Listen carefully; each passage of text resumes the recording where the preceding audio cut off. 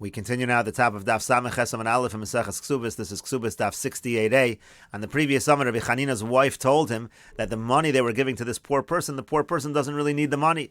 And so he said to her, "What did you overhear them saying?" And she said that I overheard them saying, "B'tlei kesef or b'tlei zav." What kind of tablecloths are we using? Are we using silver-colored tablecloths or gold-colored tablecloths? So it doesn't seem that the person is really poor, and therefore we should not be giving him money. And the Gemara says he responded to his wife Amr. He said, "Hainu damer Rebbe Lazar." That's what Rebbe Lazar said, because Rebbe Lazar said, "Bo v'nachzik tova l'ramoyin." Let's say that the ramoyin, those who are swindlers, are actually doing us a favor. Shel malehein, because if not for them, hayinu chotin b'chol yom, we'd be sinning every single day. Shenemar, like the pasuk says, v'kara alechel Hashem v'haya b'cha chet, that he's going to call out to Hashem about you, and there will be a sin.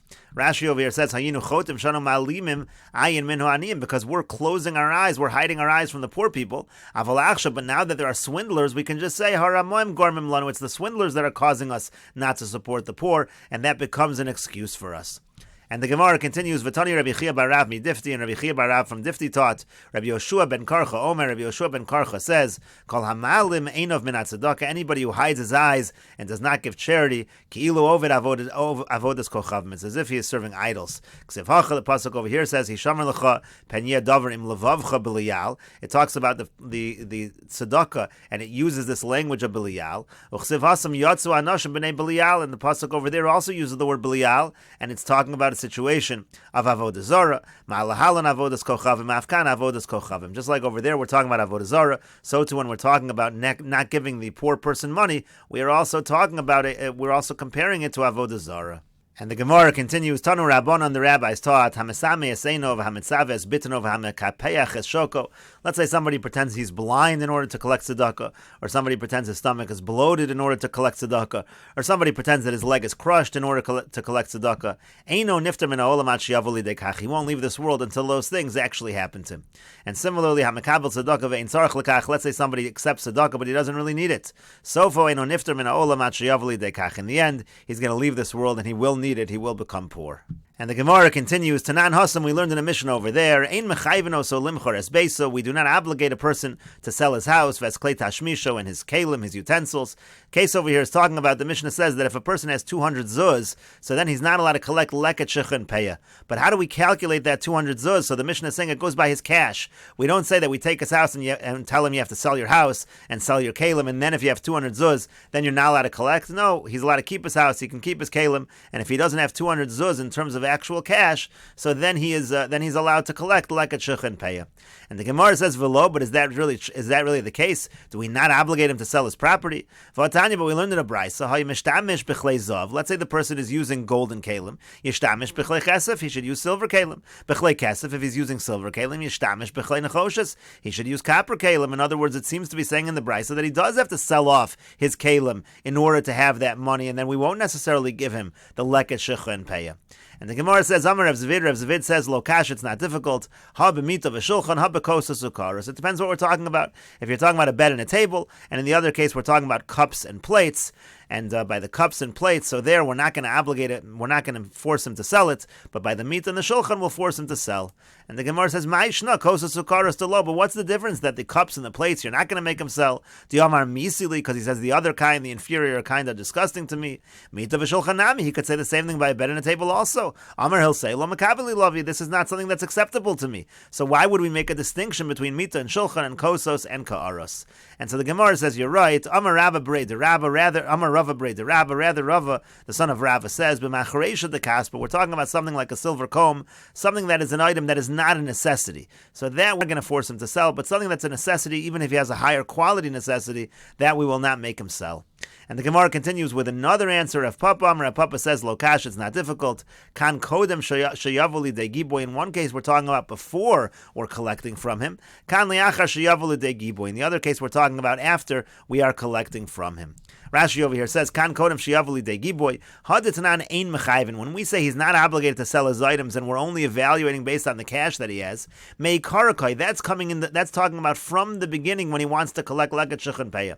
Kishabolito leket, when he wants to come get leket, he doesn't have 200 zuz. But if he would sell stuff, he would. We don't tell him he has to sell anything. We evaluate based on the cash. However, but that which we learned, mechayven, that we do obligate him to sell, that's la'achar shebali degiboy. That's after we're collecting back from him because he did what he shouldn't have done.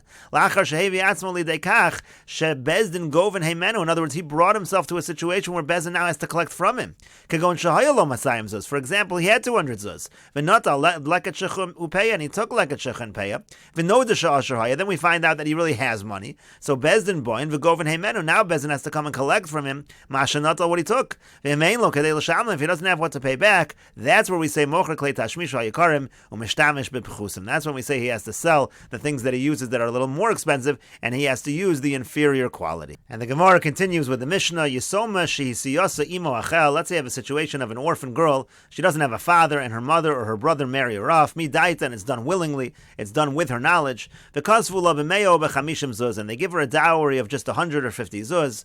Yecholahi mishetagdil. When she gets older, she's able lahotzi miyadan masheroyli nasinla. She's able to take from them what really is fit to be the dowry, which Rashi says is a tenth of the property. And the Mishnah continues, Rabbi Yehuda says, Im heisias habasa rishona. Let's say the father was alive to marry off the first daughter. Yinasin l'shniya kederach shenasin l'rishona. Then the second daughter should get the same amount that the first daughter got. But the Chachamim say, Pa'amim sha'adam ani v'heshir. It's not true. Sometimes a person is poor and becomes more wealthy. Awasher v'heni. Sometimes a person is wealthy and becomes poor. Rather, we do an evaluation of the property and we give her the appropriate amount, which is 1/10. And the Gemara says, Amar Shmuel says, Leparnasa, when it comes to Parnasa, that's referring to the dowry. So Shamin ba'av. So then we have to evaluate in terms of the mindset of the father, how much would he typically give? And the Gemara says, Meisvei, we have the following question.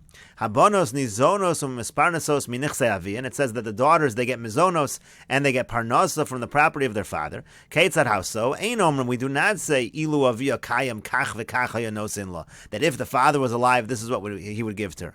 Elasham and nechasim, rather we evaluate the nechasim v'nosin la, and we give based on the amount of property that there is. And so the Gemara says, my lav, isn't it saying as follows? Parnasa sabal. When it says parnasa over here, it's exactly what Shmuel is talking about. It's talking about the dowry, the support you're giving to her future husband. And here it's saying we do not evaluate the mindset of the father. Rather, we go based on the amount of property that's left. And so the Gemara says, Amar Rav Nachman bar Yitzchak. Rav Nachman bar Yitzchak says, lo no, but parnasa satzma. We're talking about the parnasa that's given to her. But the Gemara says if that's the case, honey, zonos umisparnasos katani. But it already says mizonos. So if the parnas is given to her and the mizonos is given to her, what's the difference?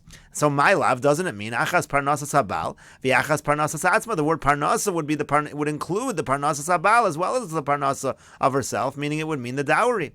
And the Gemara says lo no idi v'idi beparnasas atzma. It's all talking about supporting her. None of this is a reference to the dowry. It's not relevant to Shmuel. V'lokashin, it's not difficult. Habachilu uveshasiya v'habil. In one case, we're talking about eating and drinking. In other case, we're talking about clothing and things that she uses to cover herself. In other words, that's why we're using the term nizonos and isparnasos, because that's a way of saying we're giving her the food that she needs, we're giving her the clothing that she needs, etc. And the Gemara says, Tanan, we learned in our Mishnah, again, this is going to be another proof to Shmuel. The Chachamim, it said in the Mishnah that the Chachamim say, Pa'amim sha'adam ani v'heshir. Sometimes a person is poor and becomes rich. Awasher v'heni. Sometimes a person is rich and becomes poor. Elashamin hanechasim. Rather, what we do is we don't go by what he gave the previous daughter. Rather, what we do is we evaluate the property. V'nosanlan, we give her, again, like we said in the Mishnah, it's about 1/10 of the property. That's what's given. And so the Gemara now says, My ani u'may asher. Now, what does it mean that the person is poor and the person is rich? Inema ani ben chasim, asher ben chasim. If it actually means poor, meaning he has no property, and rich means he has a lot of property, so that doesn't make any sense because the Chachamim over here, how would you understand the Tanakama? Mechalal the Tanakama savar afilu asher v'heni. That would sound like the Tanakama is saying even if he's rich and he becomes poor, but if he gave a lot to his first daughter, he has to give a lot to his second daughter. Kinemei kariya vinanlo, he has to give like he used to give. Leslie, there is no property to give from. It can't be that the Tanakama is saying that. So elalav, rather, doesn't it mean as follows? Ani bedas and asher bedas. What the Chachamim mean to say is, in terms of his mindset, ani means he doesn't generally give a lot, and asher means he does give a lot, and the Chachamim are saying we don't go by his mindset. Rather, what do? It says we evaluate the property and we give based on the percentage of the property, and that would go against Shmuel. Alma loas linan basarum. You see that we don't follow the way that we evaluate his mindset. Utiyufta de Shmuel, and that would seem to be a refutation of Shmuel. And so the Gemara answers on Shmuel's behalf, Hu Damar Reb Yehuda. You're right, but Shmuel will follow a different Tana. Shmuel will follow the Tana Reb Yehuda. The Tanan, as we learned in the Mishnah, Reb Yehuda, Omer Reb Yehuda says, Em Hesi Bas Rishona Yinasin L'Shniya Kederach Shenasin L'Rishona. That's exactly what he says. If he already married off the first daughter, so then give the second daughter the same that was given to the first. That's a way of evaluating the person's mindset. That's exactly what Shmuel said. The Gemara says, "V'neima halacha Reb Yehuda." Well, if Shmuel is just saying like Reb Yehuda, why doesn't Shmuel just say the halacha is like Reb Yehuda? And the Gemara says, "Yamar halacha Reb Yehuda." If he said the halacha was like Reb Yehuda, hava mina dafka hesia degoli daite. So I would have thought, okay, that's only true when he actually had married off a first daughter. So it wasn't just an estimation of his mindset. We actually see he's revealed what his mindset is. Avalo isialo, but I might have thought that if he didn't marry off a first daughter, we wouldn't do this. So kamash malon, that's what Shmuel's teaching us. Time of Reb Yehuda, dazlinan basar umdana. The reason of Reb Yehuda is that we do follow an evaluation of his mindset. Lo shna hisiya v'lo shna lo hisiya. It doesn't matter if he previously married someone off or if he did not previously marry someone off. V'hai de katani hisiya. Well, if that's the case, why does it say he married off a previous daughter? Why doesn't Reb Yehuda just say simply we evaluate his mindset? No, that's lo diacha kochen de rabbanan. That's to tell you the strength of the rabbanan, that they don't care that he even married off a first daughter. Diafa gav de hisiya v'gali daite. Even though he married off a first daughter, and we see exactly what he wants to give, according to the rabbanan, lo azlinan basar umdana, we do not follow umdana. Rather, we take a look at his property and we take a percentage of that property. And the Gemara continues, Amarle Rava Rav Chisda, Rava said to Rav Chisda, Darshinon Mishmach, they darshan in your name, halacha Reb Yehuda, that the halacha is like Reb Yehuda, again, that we follow umdana. Amarle said back to him, Yehei Rava, kol ki hani mili mal yasa tidershu mishmai. It should be the will of Hashem that all of these great things that are said, they should say in my name, meaning to say, this idea that the halacha is like Reb Yehuda is correct. But the Gemara says, is that really true? Mi amar Rava hachi, did Rava really say this, that we follow umdana? V'atanya, but we learned in a brisa, Rebbe Omer, Rebbe says, Basni's hanizonas mino achin, if you have a daughter who's getting mizonas from the brother, no tell us isur nechasim, she takes a tenth of the property, so we're not doing an umdana over here, we're doing a percentage. V'omar Rava hilchasaka Rebbe, and Rava said that the halach is like Rebbe. That would be a contradiction in Rava. Is Rava saying the halach is like Rebbe Yehuda, or is it not like Rebbe Yehuda? And the Gemara says, lo kasha, that's not difficult. Hada amidne, hada lo amidne. In one case, we were able to estimate what he would give. If you can estimate, you should estimate. In a situation where you cannot estimate, that's what Rebbe was saying, that we take an isra and we take a tenth. And the Gemara continues, hachinami mistabra, it makes sense to say like this. The Amar Ravada Barava, because Ravada Barava said, Ma'isa v'nasan lo Rebbe echad mishnei maser ben achasim. There was an incident where Rebbe gave 1/12 of the property, not 1/10. Kashina hadadi, that would be contradiction against what Rebbe said before. Rather than not that we see from here, hada midne, hada lo midne. It depends whether or not we took an estimate of his mindset or not. If we have an estimate of what he would have given, that's what we give. But if we don't have an estimate of what he would have given, so then we do it as 1/10. Shma mina, and the Gemara says you indeed see that this is the case. And the Gemara continues, Gufa, returning to that which we said above. Amar Rebbe said, Basani zonas min ha'achin, if you have a daughter who gets mizonas from the brothers, no tell us isur nechasim, she takes 1/10 of the property. Amru lo le Rebbe, so they said to Rebbe, Lidvarech, according to you that she gets 1/10. Misha yesh lo eser bonus, let's say somebody has 10 daughters. Uven, and then he has only one son. Ein lo leben, b'makom bonus klum. What's going to happen is the son's not going to get anything because each one is going to get 1/10, each daughter, and the son is going to be left with nothing. How do you understand that? Amar lahen, so Rebbe said to them, Kachani Yomer, here's what I would say in such a case. Rishona notelas isra nechasim, the first one should take a tenth of the property. Shniya b'mesha shayra, the second one should take a tenth of what remains, not a tenth of the original total. Ushlishas b'mesha shayra, and the third one also should take a tenth of what remains. V'chozros v'cholkos b'shav, and then all of these daughters should take the total of everything they took, and they should divide it evenly, and we'll continue with this discussion in the next video on Daf 68a Amud Beis.